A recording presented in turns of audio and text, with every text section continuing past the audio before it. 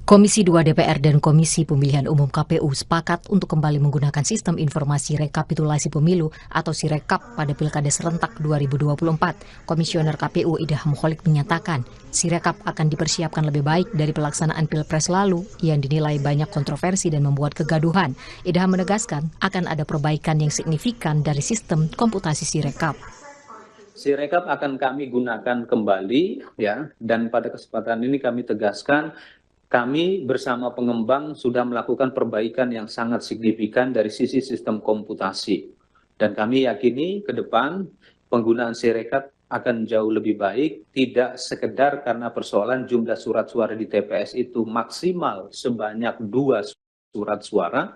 Dalam hal ini surat suara untuk pemilu gubernur dan wakil gubernur, dan surat suara untuk pemilihan bupati dan wakil bupati, pemilihan wali kota dan wakil wali kota. Penggunaan kembali Sirekap di Pilkada 2024 mendapatkan kritik dan protes dari anggota Komisi 2 DPR RI fraksi Demokrat Rezka Oktoberia. Rezka menyebut Sirekap seharusnya bisa jadi alat bantu bagi KPU, bukan justru mengganggu kerja KPU yang berujung gaduh seperti pada Pilpres lalu. Ini kita tanya tentang Sirekap, Pak.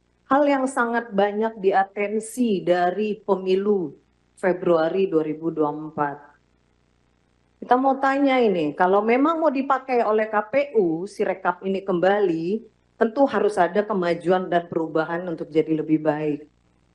Kalau akan menjadi satu opini atau mendrive otak masyarakat dengan hasil yang tertuang di Sirekap, sama dengan membuat gaduh di 2024, tidak perlu Sirekap, Pak. Tidak perlu anggarannya kita keluarkan.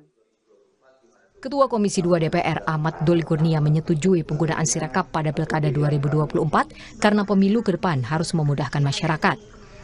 Doli meminta KPU untuk membangun sistem dan uji publik dalam waktu dekat dan rutin disosialisasikan kepada masyarakat. Nah, jadi prinsip-prinsipnya aja. Ya, toh juga nanti KPU harus punya waktu untuk mensosialisasikan kalau soal Sirekap ini.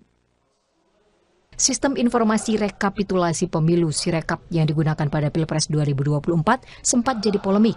Diagram Sirekap yang jadi akses bagi publik untuk memantau rekapitulasi suara berjenjang ditutup dan dihentikan oleh KPU dengan alasan sinkronisasi data. Bahkan DPR kala itu sempat meminta Sirekap dihapus. Tim Liputan Kompas TV.